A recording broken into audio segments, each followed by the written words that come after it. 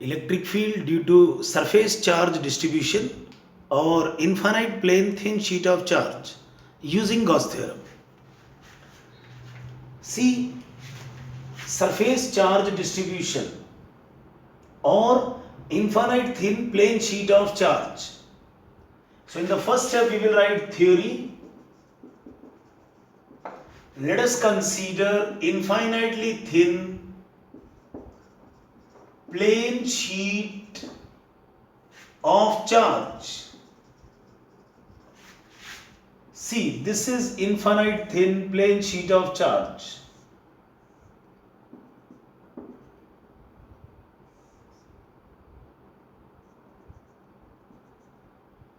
Having charge density sigma, having surface charge density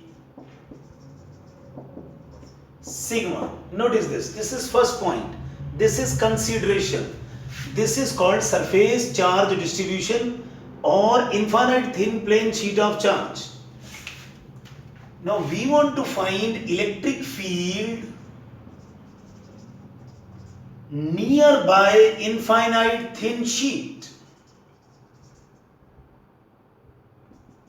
Nearby means we consider distance is very small from the sheet.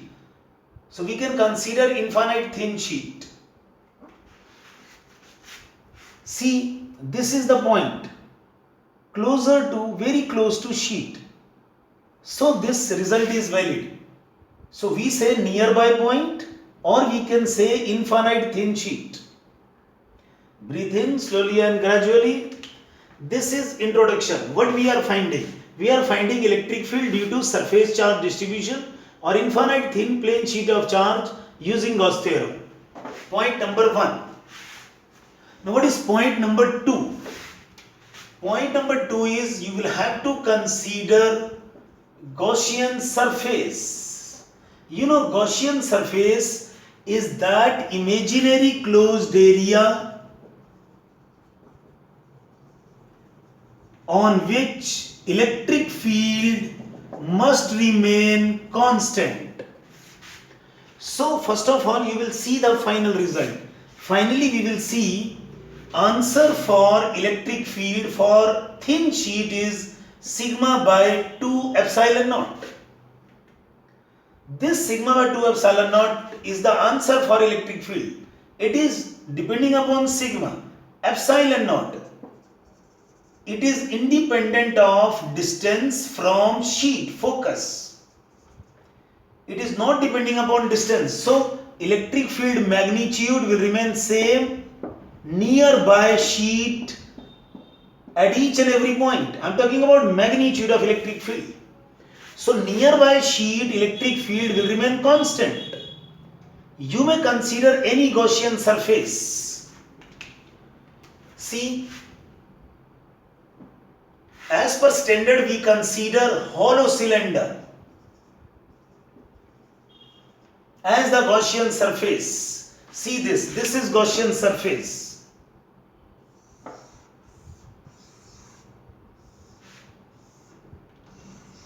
Since electric field is constant everywhere, so you are considering this. Now you may consider this also. See, this is infinite thin sheet of charge density plus sigma. Since electric field is constant nearby, you may consider this cuboid.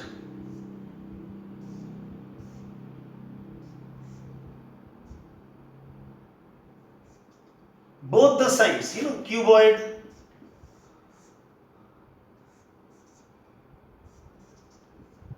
You may draw like this. So this will be the cuboid, and this cuboid is also Gaussian surface. This hollow cylinder is also Gaussian surface. You may consider any Gaussian surface for this topic because electric field is constant everywhere nearby the sheet in magnitude. So you may consider sphere as well. So you can take any. As a standard we take this. Breathe in slowly and gradually. So we consider hollow cylinder of radius r and length L or twice L. You can write anything. See, if you are considering whole length as L, like this, and radius is R, so write it radius R, length L. Third point, what about electric field? You know, electric field is radially outwards and remains constant on each point of Gaussian surface. So radially outward means electric field is outward both the sides, left side as well as right side. See, this is the sheet. This is the sheet with the positive charge density. So electric field is radially outward away from positive sheet on the right side as well as on the left hand side, outward away from the sheet. And it is constant. So this is point number 3. Now in the point number 4, we will apply Gauss theorem. See the point number 4. From Gauss theorem. Now you know, as per previous lecture, you can apply Gauss theorem in 2 ways. First, E vector dot ds vector over closed area is equal to net charge inside closed area by epsilon naught, or you can apply total flux linked with the Gaussian surface or closed area is equal to Q by epsilon naught.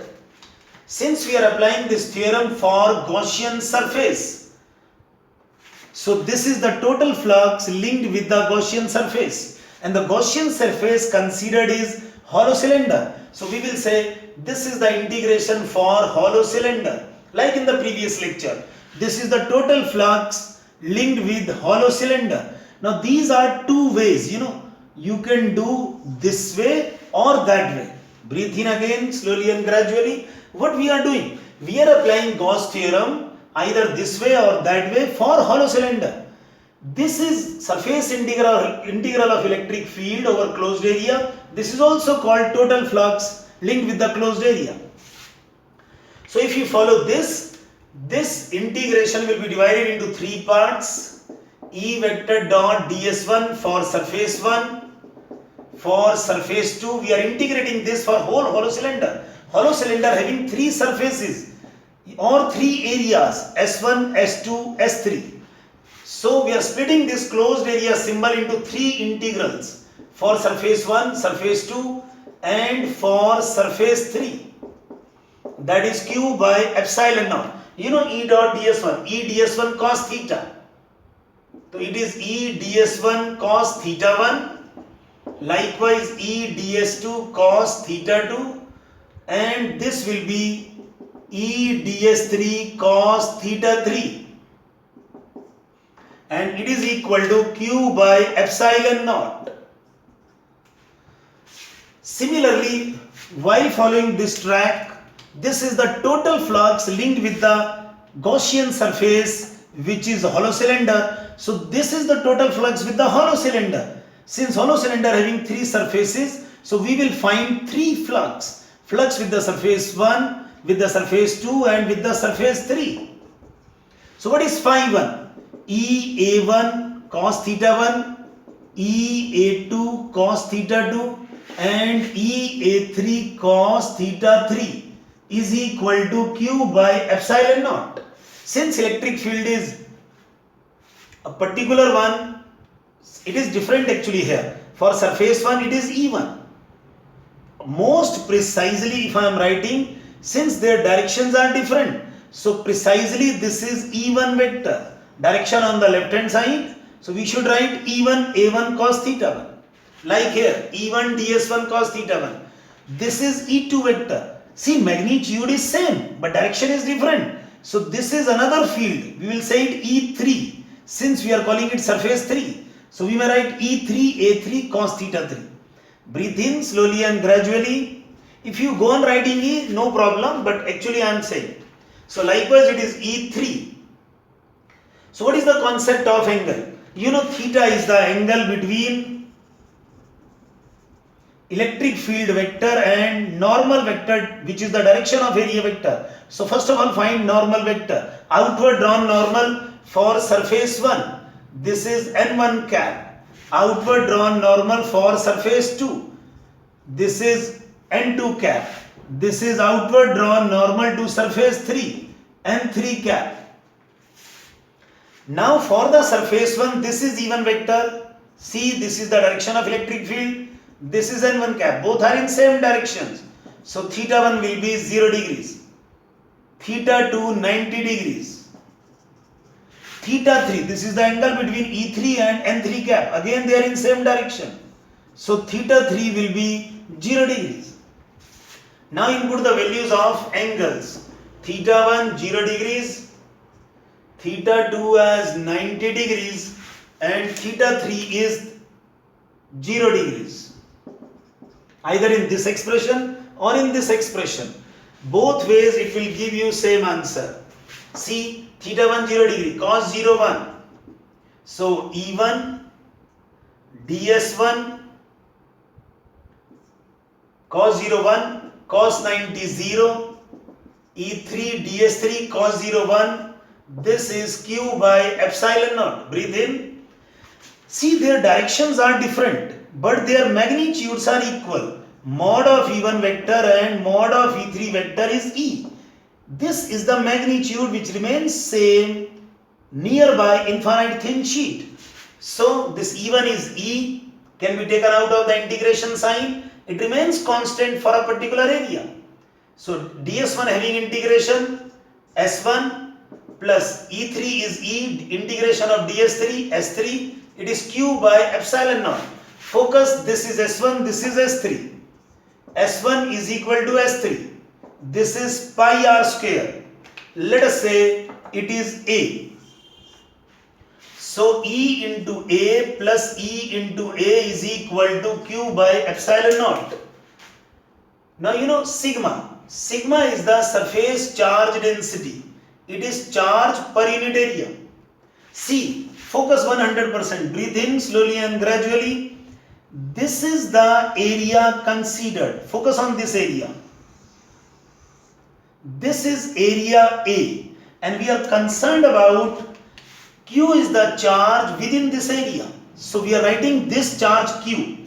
So this Q will be sigma into A. So this Q is sigma into A. This is not the total charge on the sheet. This is the charge within the area A. This is called sigma, uniform charge density. Total charge upon total area, small charge upon small area, this ratio remains constant called sigma. It is small charge within this area. So small charge upon small area, this ratio will remain constant. So EA twice EA. A cancels, so E will be sigma by 2 epsilon naught. Breathe in. You can follow this style, fourth one or that one. Once again breathe in.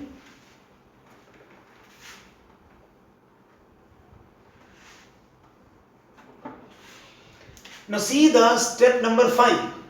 In the step number 5, you know, graph. Graph between electric field due to infinite thin sheet and distance from sheet. Let us call it D. Now focus. See, this is distance from sheet and this is electric field. Let us call it E. So you know this electric field finally is sigma by 2 epsilon naught. It is independent of distance from sheet. So on the sheet it is sigma by 2 epsilon naught. 1 millimeter away, same. 2 millimeter away, same. 4 millimeter, 3 millimeter, same. This is the graph for electric field. It remains constant, sigma by 2 epsilon naught for infinite thin plane sheet. Once again breathe in. You may have numerical on the basis of this. Point number 6. Electric field 1 millimeter away from infinite thin sheet is 100 Newton per Coulomb. Find electric field 2 millimeter away. So you know answer will remain same. This electric field remains constant. It is independent of distance from sheet. Whether distance is 1 millimeter or 2 millimeter, answer will be same. Electric field will be 100 Newton per coulomb even at 2 millimeter away. So this is the answer. It remains constant, and you may write this. Answer is sigma by 2 epsilon naught, and it is independent of distance from sheet. Once again, breathe in.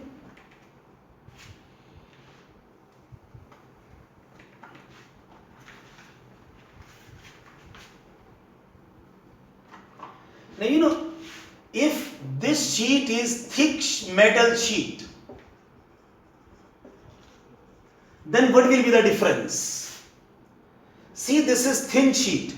If this sheet is thick, situation will be like this.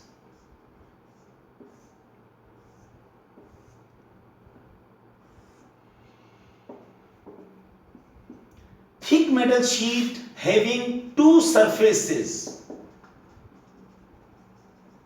or it can be considered to be made up of two thin sheets. See, this was the charge density. Let us say now charge density is again sigma. We are talking about charge density. So, same way we will consider same Gaussian surface, everything same, whole derivation same, but on the RHS, see, while applying Gauss theorem, E vector dot ds vector over closed area is net charge inside Gaussian surface. This is net charge inside Gaussian surface. Now focus. This infinite thin sheet having only one surface. So Q is the charge on one surface.